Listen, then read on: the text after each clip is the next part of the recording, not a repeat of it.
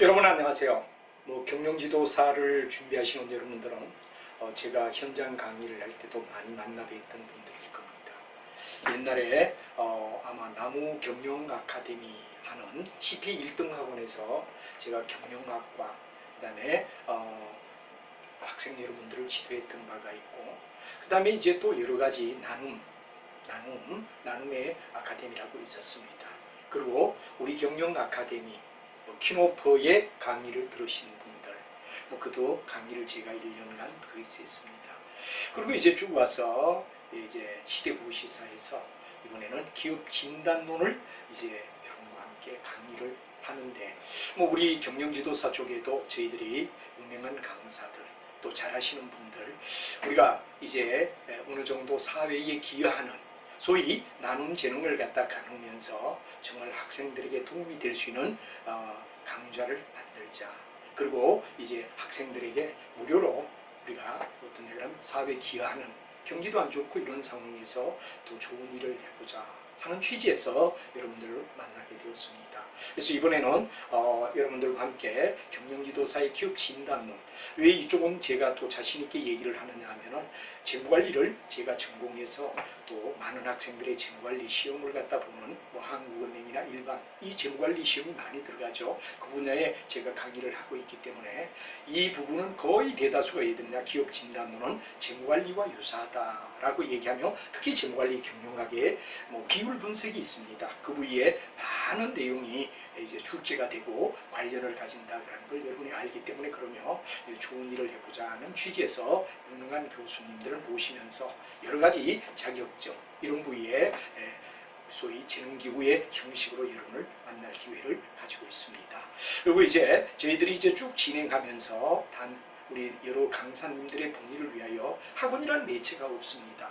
통상 이제 학원을 갖다 개하게 되면 많은 비용이 필요하고 학원을 운영한다든가 학원에 임직원을 사용해야 된다든가 이러지만, 우리는 그런 비용이 없는 상황에서 단지 여러분이 구입해 주시는 교재 쪽을 통하여, 또 교재를 갖다가 구입해 주신 분들에게는 이제 특강 같은 걸 가능하면 저렴한 비용으로 듣게끔, 이렇게 해서 막판 시험을 대비하는 실강을 갖다가 이제 대학이나 또 관련된 교육업체와 연관을 가지면서 여러분들에게 무료가 아니라 저렴한 비용으로 여러분에게 또 강의를 할 수 있는 이런 기회를 가지며, 교재를 구입했을 때는 아마 차별화된 내용 속에서 함으로해서 교재 구입하신 분들의 특혜를 드리는 쪽으로 진행을 할 예정이다 하는 것도 말씀드리며, 제가 어쩌다 보니까 경영부위 그리고 회계학의 손세정 선생님하고 이제 회계사님입니다. 그분이 이제 중급 회계를 맡고 제가 이제 기초 부위를 맡았고, 또 하다 보니까 기업 진단론까지 이제 맡게 되었는데, 이유는 바로 제 전공이 재무관리이기 때문에 재무관리 쪽에 의해야 된다 그러면 내용은 바로 기업 진단과 굉장히 유사성을 가지기 때문에 강의를 진행하게 되었다 그런 얘기고, 아마 수업 시간에 학원에서 만났던 분들도 많이 만나고 있지 않나 하는 얘기를 드리며 매우 반갑게 생각합니다. 그리고 이제 굉장히 중요한 이야기는, 솔직히 얘기해서 학원에 공부하는 걸 너무 학원에 다니신 분들의 의사는 거의 태반이 학원에서 알아서 해주겠지, 합격시켜 주겠지. 근데 여러분 다녀보니까 어떻습니까? 합격이 안 됩니다. 제가 몇 년 동안 쭉 이렇게 지켜보는데 100명의 수험생이 있다면 한 5명 합격하면 1차에 끝납니다. 거의 탈락이 너무 심하다 이거죠, 경영지도사에서. 그래서 이제 좀 더 우리는 1년 내내 부담 없는 강의로 내년 대비를 하는 사람, 2020년, 2021년 이렇게 준비하는 분들도 차근차근 수업을 들을 수 있게끔 계속 지속적으로 얘들은 좋은 강의를 올려서 여러분에게 부담이 안 되고, 또 교재를 구입해 주심으로 해서 선생님들의 어떤 보장을 저희들이 해서 다 만족하시게끔 해드리며, 여기는 제가 원장은 아닙니다. 대표로 같이 연합전선을 구축해서 선생님들 강의를 잘 하시는 분들, 대한민국에 그래도 어느 분야든 1등 하시는 분들을 전부 다 모시면서 저희들이 강의를 무료로 하자. 이것도 좋은 일 아니냐. 그리고 또 다소 이제 교재를 여러분이 구입해 주시고, 또 교재 구입하신 분에게는 반드시 실강을 갖다 어떻게 되느냐 그러면 우리가 저렴한 비용으로 듣게끔 이런 제도를 만들어 주자 하는 이야기로 연결이 되어 있었습니다. 여러분이 좀 참여를 많이 해주시고, 우리 진단론 이야기는 이제 중요한 이야기가 보통 책들이 6단으로 되어 있습니다. 비교적 기업 진단이란 어떤가 하는 1단원이 있고, 두 번째는 경영 분석입니다. 그리고 세 번째 굉장히 중요한 게 재무 비율 분석이죠. 우리는 거의 재무 비율 분석에 의하여 기업을 객관적으로 평가할 수 있다. 그런 게 우리 일반적인 이야기다 이거죠. 그리고 이제 비용 구조가 어떻게 돼 있느냐. 그리고 질적 경영 분석을 어떻게 하느냐. 그리고 마지막에 기업의 부실을 어떻게 예측하느냐 하는 6단계로 제가 집필을 하며 요점 정리를 만들고 있습니다. 여러분이 이제 오늘 얘기할 것은 이런 공통 부위와 또 1교시, 2교시에서는 기출문제가 어떻게 진행됐느냐 하는 이야기를 한번 같이 풀어보면서 여러분과 대비하는 것이 훨씬 더 합리적이다. 그런 이야기에서 여러분하고 오늘 시간을 신재무비율분석표라는 제도하에서 여러분하고 비율 분석을 왜 해야 되며 비율 분석이 얼마나 바로 우리 그 기업 진단에 잘 나오고 태반이 비율 분석에 의하여 모든 문제를 풀고 있다. 그런 이야기 2018년 문제를 우리가 한번 풀어보자 하는 이야기로 여러분하고 진행하는데 일단 1교시는 신재무 비율 분석표라 그런 이야기에 의하여 비율 분석을 갖다 우리가 한번 쭉 같이 한번 살펴보는 게 중요하다 하는 이야기로 진행을 할 예정입니다. 여러분이 이제 나왔지만 이겁니다. 비율 분석을 추구하는 목적을 왜 우리가 이 비율 분석을 하죠? 테마는 그냥 바로 나왔는데 이유가 있습니다. 추구하는 목적이 뭐냐? 목적과 의미가 뭐냐? 이걸 굉장히 이해를 해야 됩니다. 예를 들어 만약 우리가 뒤에도 나오지만 뭐가 되느냐? 이 기업이 안전하냐? 소위 말해서 뭐냐? 그럼 구조에 문제가 없느냐? 또 변화가 있을 수 있나? 뭐 이런 이야기에 바로 여러분들 잘 아는 유동성 비율의 경우는 핵심이 유동부채죠. 1년 내 갚아야 할 빚을 못 갚을 때 회사는 무너질 수밖에 없다.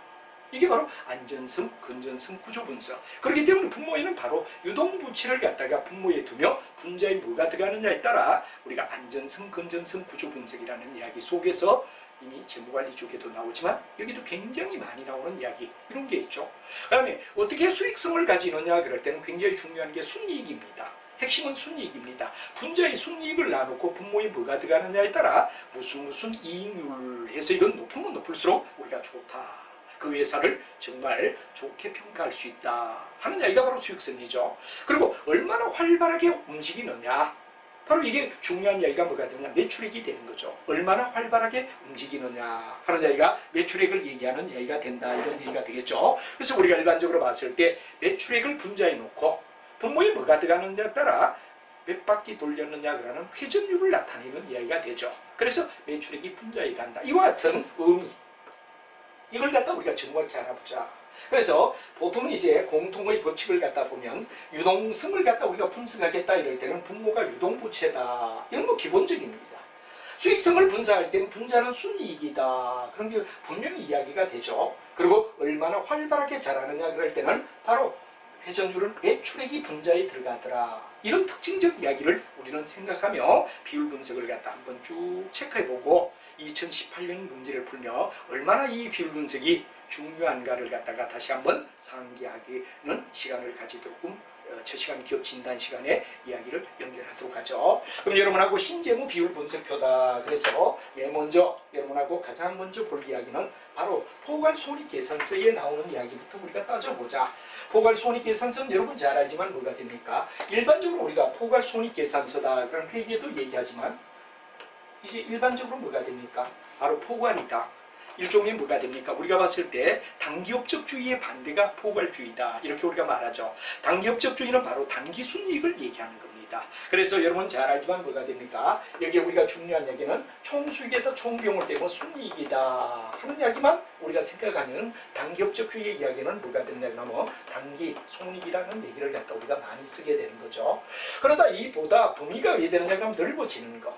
예를 들어 땅값이 올랐다, 건물값이 올랐다 그럴 때 재평가 적립금이라는 거. 이건 오르고 내리고 오르고 내리고 이렇게 하죠. 이렇게 해서 이제 이 종에는 분류가 얘들은 재분류가 왜 되느냐 그러면 가능하면 뭐냐 그러면 재분류할 필요가 없는 것도 있고 재분류를 갖다 해야 되는 이야기도 있다. 그래서 이제 이 두 가지를 갖다 얘기하는데 비교적 우리는 뭐가 되냐 비에서적 요소. 바로 여러분이 잘 알고 있는 뭐가 되느냐 그러면 비에서 요소는 재분류가 왜 되느냐 그러면 굳이 할 필요가 없다. 이런 얘기가 된다면 바로 재분류가 필요한 쪽은 BS 쪽이다, IS 쪽이다 이렇게 우리가 얘기하죠. 예를 들어 환율이 오르락 내리락 한다.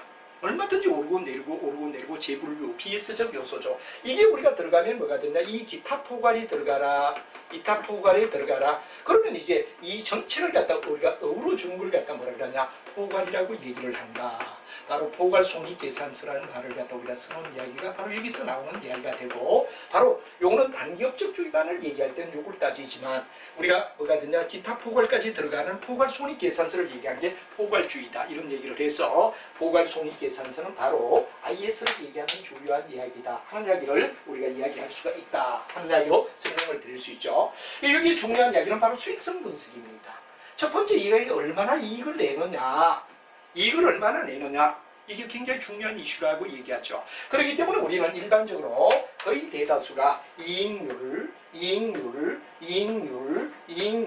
그 다음에 뭐 여기도 이익률, 여기도 이익률, 여기도 이익률, 이익률이다. 이럴 때는 바로 우리는 바로 중요한 이야기가 뭐가 되죠? 바로 순이익이 중심점이 된다는 이야기. 이익률은 가장 중요한 이야기가 뭐가 되느냐? 바로 포괄 속에서 우리가 아까 단기업적주의의 넓은 범위를 나타내는 기타 포괄까지를 포함할 때 우리가 포괄손익계산서를 하며 포괄주의라고 얘기를 하죠. 요즘은 IFRS에서는 포괄주의를 원칙으로 한다 그런 이야기를 너무나 잘 알고, 여러분이 나중에 바로 뭐가 됩니까? 경영지도사가 되었을 때 어떤 기업을 진단할 때는 바로 이 포괄적인 입장의 손익계산서를 굉장히 넓게 봐야 된다는 거지, 단기업적만 봐서는 안 된다 이런 얘기가 되겠죠. 그래서 매출 총이익률이다 이럴 때 굉장히 중요한 이야기는 바로 여기에 중요한 분자가 뭐죠? 총이익률을 얘기합니다. 매출의 총이익률이다. 그럴 땐 바로 매출이 뭐가 되냐, 그럼 총이익이 얼마냐, 이거 핵심이 뭐죠? 매출 총이익이 얼마냐, 이게 바로 포인트란 말이에요. 그리고 여기 매출액을 놓아라, 그럼 매출 총 뭐가 됩니까? 우리가 봤을 때 이익률이다 하는 이야기로 답이 나온다 이거죠. 그럼 우리가 봤을 때 뭐가 되냐, 여기 영업이익률, 그럴 때는 여기도 역시 분자는 영업이익이라는 말을 갖다 이어줘라. 영업이익이죠. 뒤에 있는 이야기. 여기 매출이익이니까 매출액, 매출총, 그 다음 영업이익 이렇게 되죠. 이 매출액을 갖다 놓아서 바로 여러분들 잘 아는 뭐가 되느냐, 곱하기 100을 했을 때 우리는 뭐가 되죠? 매출 영업이익률이다 한 말을 우리가 생각할 수 있다는 얘기가 되죠. 그 다음에 이제 우리가 중요한 이야기는 만약에 세전이익이다. 이것도 세전입니다. 세전. 바로 법인세를 얘기하는 거죠. 세전 뭐가 됐냐, 이익을 갖다가 분자에 놓아라. 그리고 여기는 역시 매출액이기 때문에 매출액을 놓아라. 이 연관되는 단어. 소위 법인세를 내기 전에 얼마의 이익을 갖다 내느냐 하는 이야기를 얘기하는 거죠. 그 다음에 순매출이다, 매출액 순이익이다. 그럼 이때는 여러분들 순이익을 우리가 분자에 놓아라 그런 말이 되겠죠. 그럼 매출이니까 매출액을 놓아라 하고 여기에 곱하기 100을 한다면 여러분들 잘 아는 매출 순이익률이라는 말이 나오더라 이거죠. 그 다음에 총자본이익률이다 그럴 때 여기도 우리가 중요한 이야기는 영업이익, 바로 영업이익이 돼야 됩니다. 이 뒤에 있는 이야기를 굉장히 잘 봐야 되죠. 그리고 총자본이니까 총자본을 넣어라. 그럼 우리가 곱하기 100을 하면 총자본 영업이익률이란 말이 나오더라 이거죠. 그 다음에 이제 우리가 봤을 때 기업의 세전 순이익률이다. 세를 갖다 내기 전에. 그럼 우리가 일반적으로 봤을 때 세전이란 말은 바로 우리가 잘 아는 뭐가 됩니까? 세전 순이익에다가 뭐를 갖다 우리가 더해야 되느냐? 이자 비용. 이자를 낼 수 있는 코스트, 캐탈 코스트를 얘기한 거죠. 이자 비용을 넣고 여기에 총자본을 넣어라. 총자본을 넣어라. 이런 얘기가 되죠. 그래서 우리가 궁극은 뭐가 되느냐 그러면 여기에 제가 요 밑에 걸 갖다 요 위로 올렸군요. 요걸 잠깐 제가 지우고 총자본 순이익률을 얘기할 때 요걸 갖다 얘기하는 걸 갖다 제가 미리 먼저 밑에 걸 보고 얘기를 했네요. 그러면 기업의 세전 순이익률이란 말은 뭐가 되느냐, 그런데 세전 순이익률은 궁극은 뭐가 되느냐 그러면 바로 기업의 세전 순이익률이다 이거죠. 그러면 세전 순이익에다가 플러스 뭐가 되느냐, 이자 비용, 캐피탈 코스트를 얘기하네요. 요거에다가 바로 이게 뭐가 되냐, 총자본을 갖다 나타내기 때문에 총자본을 갖다 이어줘라 이런 얘기가 되겠죠. 이게 뭐가 되냐, 기업의 세전 순이익률을 얘기하는 이야기다 이런 얘기가 되겠죠. 그 다음에 이제 자기자본 순이익률이다 그럴 땐 역시 순이익을 갖다 해야 되느냐 그러면 분자에 놓아라 이런 얘기가 되겠죠. 그리고 분모는 뭐가 되냐, 자기자본을 놓아라 하고 여러분이 연습을 해주면 바로 자기자본 이익률이다 하는 말이 되고, 자 총자본 이익률도 우리가 본다면 뭐가 됩니까? 순이익을 놓아라. 그리고 여기에 총자본이니까 총자본을 놓아라 이거죠. 총자본에다가 곱하기 100을 하게 되면 된다. 물론 전부 다 곱하기 100 된다. 이런 걸 자연스럽게 여러분들은 익숙하게 해야 되느냐, 기업 진단론의 내용에 들어가기 전에 쭉 해야 되느냐, 연습. 여기 빈 공간을 연습을 해본다는 게 매우 중요하다 그런 이야기를 여러분에게 말씀드릴 수가 있죠. 여러분이 이렇게 해서 자기 자본 순이익률까지를 얘기했다. 이 수익성은 거의 분자가 총이익이든 영업이익이든 순이익이든 바로 영업이익일 때는 영업이익률을, 순이익일 때는 순이익을, 그 다음에 총일 때는 총이익을 이렇게 여우면 포괄손익계산서에서 발생될 수 있는 수익성 분석의 내용은 다 정리가 될 수 있다 하는 얘기로 설명을 하죠. 그래서 여기서는 그 한마디로 말하면 수익성의 가장 중요한 포인트는 얼마나 이익을 내나, 핵심은 요거죠. 이익을 얼마나 내는가, 장사를 하는데 얼마나 이익을 냅니까 하는 이야기가 굉장히 중요한 이야기가 되고, 이익에는 총이익률일 때는 총이익을, 그 다음에 뭐가 되느냐, 일반 이익률이다 그럴 때는 일반 이익을, 영업이익률이다 그럴 때는 영업이익을, 순이익률이다 그럴 때는 순이익을, 이렇게 말의 뜻에 따라서 분자를 넣을 때 순이익을 어떤 방향에 넣느냐, 매출 총이익률, 매출 총이익을 넣어, 영업이익률, 영업이익을 넣어, 그 다음에 왜 넣느냐, 그냥 순이익률이다 그럴 때는 순이익을 넣어. 이런 식 패턴을 우리가 취해준다면 바로 수익성에 대한 개념은 확실하게 얘기하며, 우리가 통상 포괄손익계산서의 가장 첫 번째가 얼마나 이익을 내느냐, 얼마나 이익을 내느냐 하는 이야기가 되며, 바로 단순히 이익만을 얘기하는 단기업적주의가 아니라 재분류와 비재분류를 갖다 가지는 두 가지 측면의 기타 포괄을 넣은 내용을 따질 때는 이런 범위를 확실하게 잡아줘야 된다 하는 이야기를 자신감 있게 응해줘야 된다는 게 아주 중요하죠. 이 칸을 여러분이 직접 집어 열 수 있게끔 훈련이 돼야 된다는 이야기를 얘기를 할 수가 있다. 이런 얘기가 되겠죠. 자, 그 다음에 이제 우리가 보면 활동성입니다. 활동성은 궁극은 뭐를 갖다 얘기하죠? 얼마나 활발하게 장사를 잘하느냐, 얼마나 활발하게 장사를 잘하느냐의 개념이 뭐가 되느냐, 일종의 바로 여기에 나오는 활동성 분석이다. 이렇게 우리가 얘기를 합니다. 그래서 활동성은 궁극은 일종의 뭐가 되죠? 몇 바퀴 돌렸니? 몇 바퀴 돌렸니? 몇 바퀴 돌렸니? 여기도 몇 바퀴 돌렸니? 몇 바퀴 돌렸니? 몇 바퀴 돌렸니? 회전율은 바로 여러분들 잘 아는 뭐가 됩니까? 얼마나 순환 구조를 돌렸느냐의 의미를 얘기한다. 이렇게 우리가 되죠. 그래서 여기에 굉장히 중요한 이야기는 바로, 자, 얼마나 활발하게 장사를 잘했습니까 하는 게 활동성이란 말이에요. 활동성. 그래서 활동성은 궁극은 회전율을 얘기하며, 활동성의 가장 모체는 얼마나 활발히 장사를 했나요? 또 속된 말로 몇 바퀴 돌렸나요? 핵심은 요거란 말이에요. 몇 바퀴 돌렸나요? 얼마나 활발하게 장사를 잘했나요? 이게 장사를 잘했다라는 이야기는 바로 궁극은 뭐를 갖다 얘기하죠? 매출액을 얘기한다 이거죠. 장사하는 사람에게 가장 중요한 것은 매출액이 얼마니? 매출액을 얼마나 내니? 하는 얘기를 갖다 얘기한다 이거죠. 그래서 총자산 회전율을 할 때는 여기는 바로 우리가 중요한 이야기는 뭐냐? 매출액을 얘기한다 이거죠. 매출액을 놓아라. 매출액을 놓아라. 그리고 뭐가 되느냐? 곱하기 100은 물론 들어가야 되며, 총자산이니까 총자산을 놓아라. 그러면 총자산 회전율, 매출액을 보는 순간 회전율이라는 말이 떠올라줘야 되겠죠. 그 다음에 또 자기자본 회전율일 때도 역시 회전율이니까 매출액이 돼야 되고, 여기 곱하기 100은 필요 없죠. 왜? 몇 바퀴 돌렸느냐? 횟수기 때문에 곱하기 100을 하지 않는다. 그럼 여기는 매출액을 놓고 자기자본이니까 자기자본을 놓아라. 그리고 자기자본을 몇 바퀴 돌렸느냐니까 횟수니까 곱하기 100은 필요 없다. 이런 얘기가 되겠죠. 그 다음에 우리가 봤을 때 비유동자산 회전율, 역시 분자는 매출액이 돼야 되겠죠. 그리고 비유동이니까 비유동자산을 놓아라. 여기도 몇 바퀴니까 곱하기 100을 할 필요가 없고 회로 바로 돌아가라. 이런 얘기가 되죠. 그 다음에 재고자산 회전율, 회전율이니까 분자는 매출액이네. 그 다음에 재고자산이니까 재고자산을 놓아라. 그럼 이것도 곱하기 100을 할 이유가 없죠. 왜? 여기는 몇 바퀴가 되니까, 몇 바퀴냐니까 여기는 궁극은 뭐가 되느냐? 곱하기 100이 필요 없다는 얘기가 되죠. 그 다음에 매출채권 회전율, 역시 매출액을 놓아라. 매출채권을 여기에 놓으면 되죠. 매출채권을 놓고 매출채권을 몇 바퀴 돌렸느냐?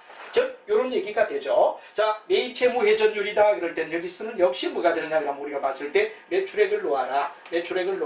그리고 여기는 뭐냐? 매입채무니까 매입채무를 놓아라 이거죠. 매입채무이 몇 배의 매출액을 내느냐 횟수를 나타내면 된다. 그래서 여기는 얼마나 활발히 장사를 했죠? 얼마나 활발하게 장사를 했죠? 하는 문제의 가장 포인트는 매출액이 가장 중심이니까 매출액을 분자에 놓아라 하는 얘기가 되고, 그 다음에 분모는 총자산 회전율 때는 총자산을, 자기자본 회전율 때는 자기자본을, 비유동자산 회전율 할 때는 비유동자산을, 재고자산 회전율 할 때는 재고자산을, 매출채권 할 때는 매출채권을, 매입채무 할 때는 매입채무를 각각 놓으며 분자는 매출액을 놓으면 몇 바퀴 회전했다 그러는 얘기가 나오기 때문에 우리는 활동성 분석의 의미를 정확히 이해를 했다 하는 이야기를 훈련이 되어야 된다는 게 아주 중요한 신재무비율 분석표라는 이름하에 우리가 정리를 해나가야 된다 하는 이야기가 매우 중요하다라고 여러분에게 소개할 수가 있을 겁니다.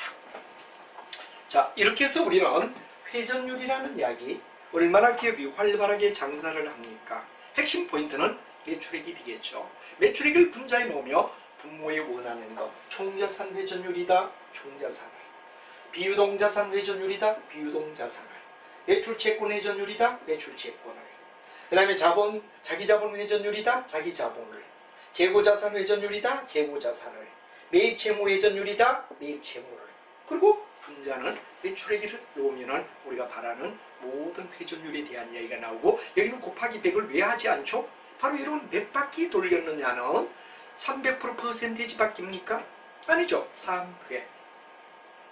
그 다음에 400% 퍼센테이지 바뀝니까? 바로 뭐가 되느냐? 4회란 말을 써야 될 것 아니냐 하는 이유 때문에 곱하기 100을 하지 않는다.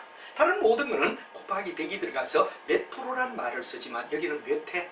몇 회이기 때문에 100을 곱할 필요가 없다 하는 이야기를 여러분이 활동성 분석을 통하여 정확하게 이해를 해줘야 된다는 얘기가 될 겁니다.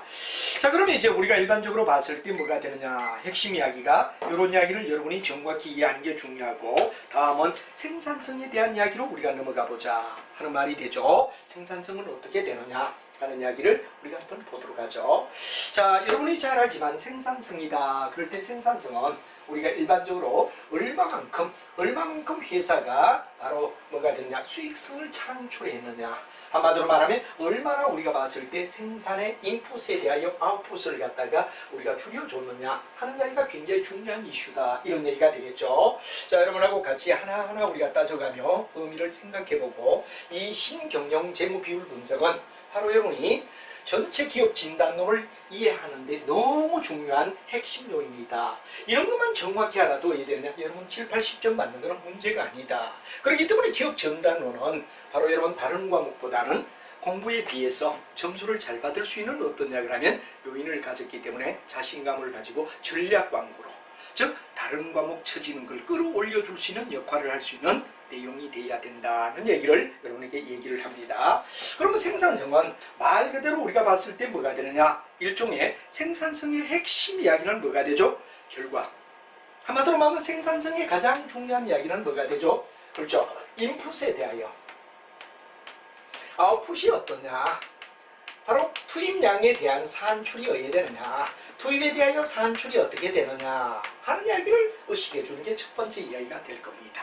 두 번째 이야기는 바로 여러분이 중요한 이야기는 뭐가 되죠? 그렇죠. 우리가 잘 알고 있지만 만약에 예를 들어 1000만원, 만원을 넣었어. 여기에 노동력을 갖다 투입했다. 노동력을 투입했다 이거죠. 자본 바로 만원을 넣고 노동력 투입에가 알파를 넣었더니 12,000원짜리가 되었다. 그럴 때는 우리가 봤을 때 뭐가 되죠? 바로 늘어난 가치. 밸류 에디드란 말이 부가가치가 되죠. 가치가 얼마나 늘어났느냐 하는 이야기를 우리는 VA란 말을 많이 씁니다. 바로 여러분 잘 아지만 value라는 얘기가 되고 added라는 말이 되죠. 여기다가 이제 텍스가 붙으면 부가가치세 그러듯이 가치가 얼마 늘어났느냐. 바로 우리가 봤을 때 2,000원 늘어났다. 2,000원 늘어났다. 그래서 여기에 중요한 산출의 이야기도 되고, 두 번째는 뭐가 되냐, 부가가치란 말이 굉장히 잘 나온다. 부가가치란 말을 갖다 우리가 정확하게 늘어난 가치, 즉 내가 만원을 넣었을 때 여기에 노동력 알파를 투입했을 때 어떻게 12,000원짜리를 만드느냐, 이게 바로 결국은 뭐가 되느냐, 부가가치를 얘기하는 내용이 아니냐. 그래서 여기는 굉장히 중요한 게 바로 아웃풋, 인풋, 이런 개념이 들어가는 게 생산성이다 한 말을 우리가 이해를 하자 이거죠. 그럼 여기는 굉장히 중요한 게 부가가치에 뭐가 되느냐, 그럼 바로 일종의 뭐가 되느냐, 부가가치율, 부가가치율이란 말이 나와. 그럼 여러분 잘 알지만 뭐가 됩니까? 가장 중요한 이야기는 뭐가 되느냐? 그럼 부가가치를 얘기할 때는 바로 일종의 뭐를 넣느냐? 바로 여러분 잘 알지만 기업의 생산성을 얘기하면 기업이 중요한 얘기는 매출이죠. 매출에 대하여 얼마만큼 VA, 부가가치가 늘어나느냐? 바로 궁극은 뭐를 갖다 얘기하죠? 부가가치가 여기서는 VA가 중요한 이야기가 되죠. 노동 생산성 같은, 물론 여기는 바로 곱하기 100, 몇 프로. 여기는 프로테이지가 들어가기 때문에 100을 곱해야 되죠. 아까 바로 회전율을 얘기하는 활동성 분석은 몇 회이기 때문에 곱하기 100을 할 필요가 없다 하는 말을 했죠. 그럼 노동 생산성 같으면 생산성은 VA, 부가가치란 말이야. 얼마나 늘었니? 노동이니까 여기는 뭐가 되느냐? 그럼 바로 여러분 중요한 이야기, 중요한 평균 종업원. 종업원 몇 명서 평균 종업원 수를 놓아라. 여기 매출액을 갖다 놓아라. 그 다음에 자본 생산성이다. 그럴 때는 VA를 뭐로? 자본이니까 자본을 넣어야 되겠죠. 자본이니까 자본 넣어라. 이런 말이 되지. 물론 여기는 총자본이란 말이 되고 곱하기 100이 돼야 된다. 이런 얘기가 됩니다. 그 다음에 이제 우리가 봤을 때 노동 소득의 분배율 그럴 땐 바로 뭐가 되느냐? 그럼 여기서 인건비가 나와야 돼요. 인건비가 얼마냐? 그럼 노동소득이니까 여기는 뭐가 되느냐? 그럼 바로 여러분 잘 아는 노동을 갖다 나타내는 요소 부가가치를 우리가 얘기하죠. 요소 부가가치를 놓아라. 그럼 이게 곱하기 100을 하면 뭐가 되느냐? 노동소득의 분배율이 나온다 하는 말을 우리가 넣을 수 있습니다. 여기까지가 뭐냐? 생산성 분석을 나타내는 이야기다. 이런 얘기가 되죠. 그래서 생산성 분석은 크게 나눠가 부가가치, 바로 부가가치를 얘기하고 자본의 부가가치, 생산의 부가가치, 인건비의 부가가치, 인건비를 얼마나 상승시켰느냐 부가가치에 대하여 이런 이야기를 우리는 네 가지를 여러분이 알아두면 생산성 분석에 대해서는 고민할 필요가 없다 그런 얘기가 될 겁니다. 그 다음에 이제 성장성 분석에 대하여 우리가 한번 살펴보자 이런 얘기가 되겠어요. 성장성에 대하여 여러분과 한번 살펴보자. 자, 우리가 일반적으로 성장이라고 하는 말은 기업의 성장을 얘기하는 거죠. 여기에 부가가치는 늘어난 가치를 부가가치라고 한다.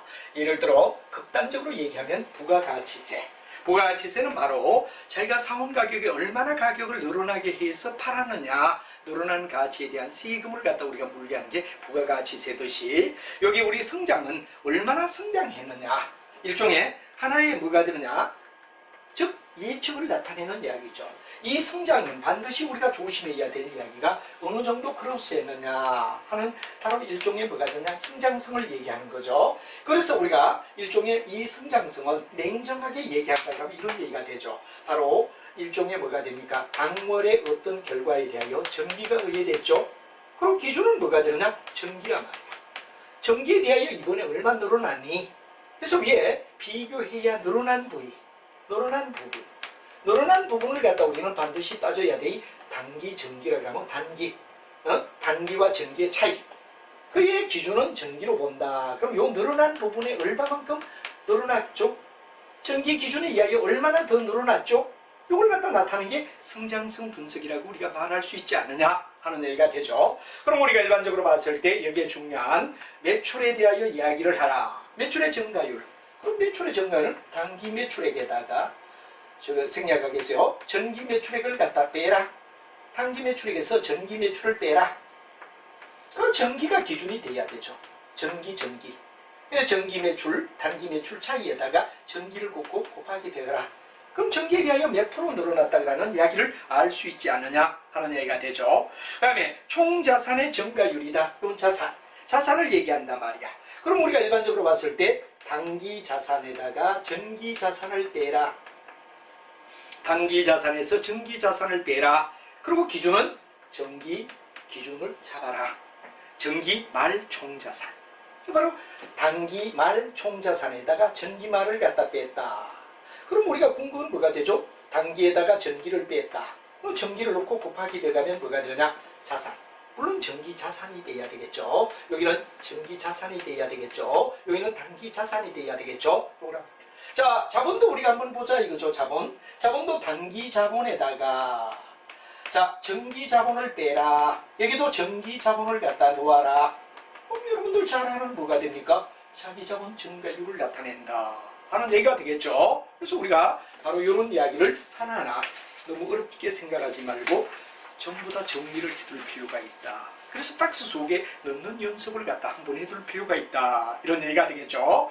그 다음에 순이익 증가율도 어떻게 됩니까? 우리가 봤을 때 단기 순이익에서 전기 순이익을 빼라. 전기 순이익을 빼라. 그리고 전기 순이익을 갖다 여기에 놓고 곱하기 100하라. 그럼 순이익 증가율이 나올 거 아니냐? 이런 얘기가 되겠죠. 그 다음에 지속 가능 성장률. 이게 약간 어렵습니다만 여러분이 잘 알지만 굉장히 중요한 ROE에다가 유보율. ROE에다 유보율. 뒤에 가면 ROE를 우리가 배우는데 바로 유보율에다가 ROE를 갖다 곱하라. 이게 뭐냐 그럼 바로 지속 가능 성장률이라 한다. 이런 거 정도는 여러분이 그냥 외워주셔도 되죠.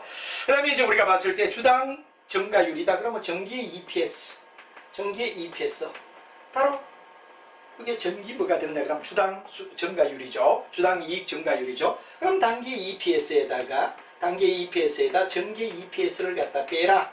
그 차이에다가 전기 EPS를 놓아라. 곱하기 100 하면 된다. 여기도 곱하기 우리가 봤을 때 곱하기 100 하면 된다. 다 100 곱하기 100이 되죠. 이런 이야기를 갖다 바로 여기서는 단기 전기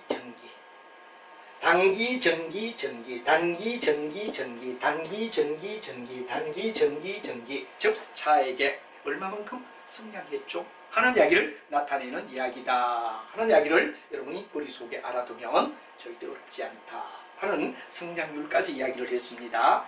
그 다음에 이제 나오는 이야기가 바로 시장 가치입니다. 시장 가치는 뭐를 얘기하죠? 시장에서 어떻게 우리가 뭐 하느냐? 이때 시장은 무슨 시장을 얘기하는 거죠? 그렇죠? 주식 시장을 얘기한다.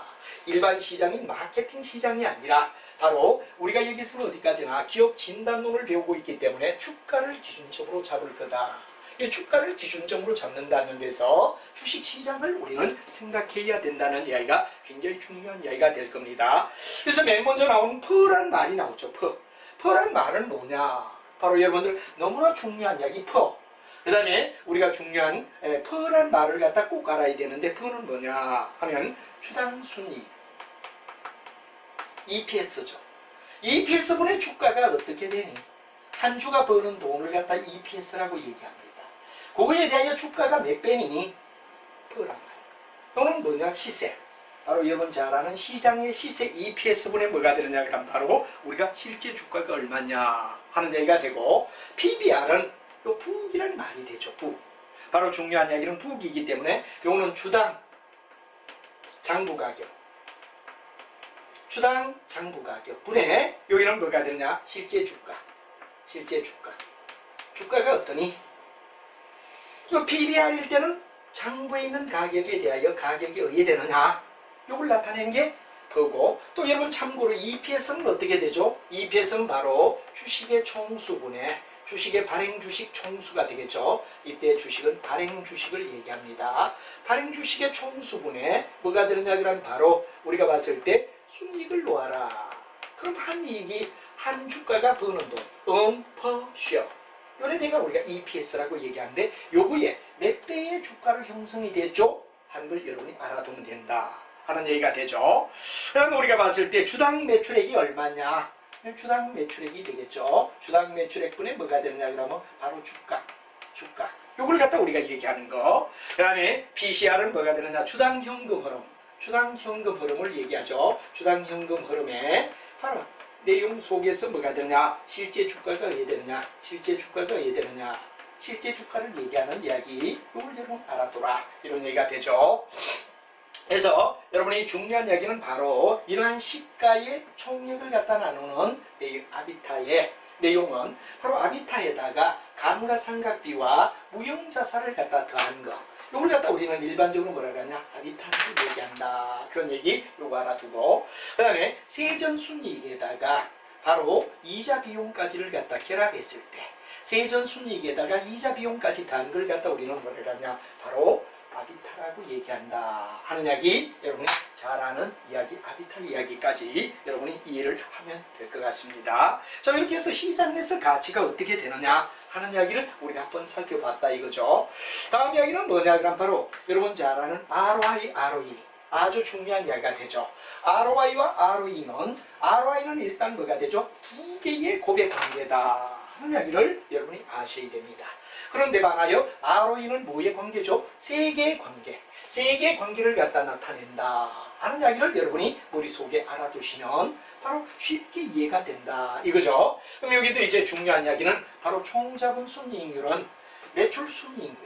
여러분 잘 알지만 매출 순이익률은 매출액분의 뭐가 됩니까? 바로 우리가 봤을 때 순이익을 놓아라. 앞에 배울 때 요랬단 말이야. 그 다음에 총자본 회전율 그럴 때는 회전율은 매출액을 갖다 분자해 놓고 여기에 총자본을 갖다 놓아라.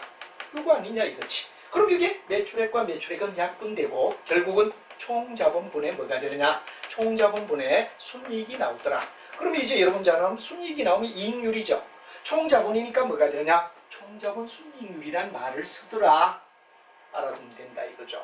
그 다음에 자기자본 이익률은 어떻게 되느냐 하는 얘기를 갖다 쓰는데 이건 매출액 순이익률에다가 그 다음에 총자본 회전율에다가 그 다음에 이제 1 플러스 부채율을 나타내는 바로 부채 비율 요걸 갖다 나타내는데 ROE라고 얘기를 하죠. ROE라고 얘기하는데 요걸 우리가 생각해보자 이거죠. 요건 세 개를 갖다 우리가 곱하면 역시 어야 되죠. 우리가 봤을 때 매출액을 분자해 놓아라. 분모에 뭐가 되느냐 그러면 순이익률이니까 여기에 순이익을 놓아야 되겠죠. 순이익을 놓아라. 그렇게 됐단 말이야. 순이익이고 매출이니까 매출액을 놓아라. 이렇게 되겠죠. 다음에 여기에 총자본이니까 자본 회전율은 매출액을 놓아라. 이렇게 되죠. 매출액을 대고 여기는 총자본이 나오겠죠. 총자본이 나온단 말이야.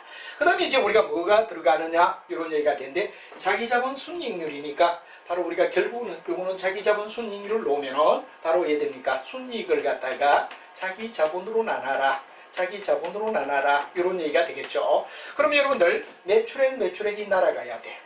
그러면 순이익은 여기에 남으니까 순이익을 분자에 남기고 그럼 여기는 자기자본을 갖다가 열라 이런 얘기가 돼야 자기자본이 남겠죠. 요 결과가 요거니까. 그러면 여기서 요거와 요거가 총자본이 뭐가 되느냐 그러면 우리가 궁극은 총자본이 어디에 되죠? 바로 여러분 약분이 돼야 되니까 이건 뭐가 되죠? 자기자본의 몇 배? 여기 바로 뭐냐 그러면 자본승수란 말을 갖다 써죠. 이 자본승수는 다른 말로 얘기하면 바로 1 플러스 부채율이다. 1 플러스 부채율이다 하는 자본승수. 그래서 매출액, 총자본, 남는 거는 자기자본과 여기 순이익. 여기 바로 ROE를 나타내는 이야기. 여기는 두 개의 관계, 여기는 세 개의 곱의 관계다 하는 걸 여러분이 꼭 재무관리에서 또 경영학의 재무편에서도 나옵니다. 그죠? 비율 분석이 나오는데 이걸 이해를 하자 하는 이야기가 중요한 이야기였다 하는 이야기를 여러분이 머릿속에 생각하면 될 것 같습니다. 자, 여기까지가 우리가 전부 다 배웠던 내용이 뭐가 되죠? 그렇죠. BS 영역에서 우리가 배웠던 이야기들이다. 그렇다면 이제 IS 영역에서 이야기를 먼저 우리가 얘기했죠. 그럼 이번에는 BS 쪽에 나오는 이야기를 우리가 한번 살펴보자 이런 얘기가 되죠. 자, 워낙 여러분이 뭐 BS 쪽은 하도 많이 들어가 제가 진절머리가 날 거다 싶어서 뒤쪽으로 돌리고 IS를 먼저 얘기하고 BS를 나중 하는데 여기는 이제 쉽게 여러분이 오히려 찾을 수 있지 않느냐 하는 이야기를 넣을 수 있죠. 자, 우리가 본다면 뭐가 되느냐? 자, 유동비율이다 하는 말이 나와요. 유동성 분석은 아까도 말했죠. 안전성, 건전성, 구조분석. 핵심은 얼마나 안전하냐. 안전하다는 것은 타인의 비대 견딜 수 있니? 쉽게 얘기하여 타인의 비대 견딜 수 있니? 핵심은 요거란 말이야. 타인의 빚 가운데도 가장 겁나는 빚이 뭐냐? 1년 내 갚아야 할 빚인 유동부채가 가장 핵심이지. 유동부채를 정말 갚을 수 있니? 요거란 말이야. 그렇기 때문에 항상 이 모든 비율은 안전성, 건전성은 유동비율, 당좌비율, 현금비율, 순운전자본 비율의 핵심은 바로 유동부채를 분모에 놓아야 된다는 거. 유동부채.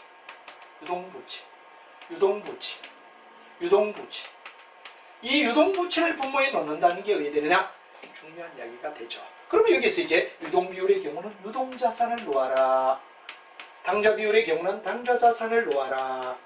단 여기서 조심할 건 요거는 200%가 좋고 200%, 요거는 100%가 좋다. 그래서 2 to 1 룰, 1 to 1 룰 이런 말이 있습니다. 그리고 현금 비율은 유동부채분의 현금성 자산, 현금성 자산을 놓아라 하는 말을 우리가 이해할 수 있죠. 현금 및 현금성 자산을 놓아라 이런 얘기가 되고 순운전 자본 비율이다. 그럴 때 요거는 총자산 속에서 뭐를 갖다 우리가 놔야 되느냐 그런 얘기가 되는데 핵심은 바로 유동자산에서 유동부채, 유동자산에서 유동부채를 뺀 거. 이게 뭐가 되느냐? 곱하기 100을 놓아라. 이게 순전 자본의 비율이다. 요만은 유동성이지만 유동자산에서 유동부채를 뺀 총자산으로 나누고 곱하기 100을 하라. 요것만 꼭 기억을 하며 생각해 주시면 여러분들이 문제없이 풀 수가 있다 하는 얘기가 되겠죠. 이게 우리가 뭐가 되느냐? 유동성 분석에 대한 이야기다 한 말이 되겠습니다. 근데 많아요. 이제 우리가 레버리지 분석이다 그런 말이 나와. 레버리지는 탄력적이다. 즉 한마디로 말하면 버팅길 수 있느냐, 탄력적이다, 지렛대다 이런 말이 뭐가 되느냐 그럼 부채 비율을 얘기하는 여러 가지 뭐가 되느냐 그럼 내용이 나오죠. 레버리지는 궁극은 뭐가 되느냐 바로 자기 자본에 대하여 부채는 어느 정도냐. 이게 바로 자기 자본을 분모해 놓고 이제 우리가 봤을 때 뭐가 되느냐 그럼 바로 부채를 갖다 분자해 놓아라. 이 자기 자본 속에 부채는 몇 배니 요거란 말이야. 그럼 자기 자본 비율은 뭐가 되죠? 그렇죠. 우리가 봤을 때 바로 자기 자본은 총자본 속에서 자기 자본이 어느 정도 되니 자기 자본이 차지하는 비율이 어디에 되느냐 지렛대. 이 탄력적이라는 얘기가 되죠.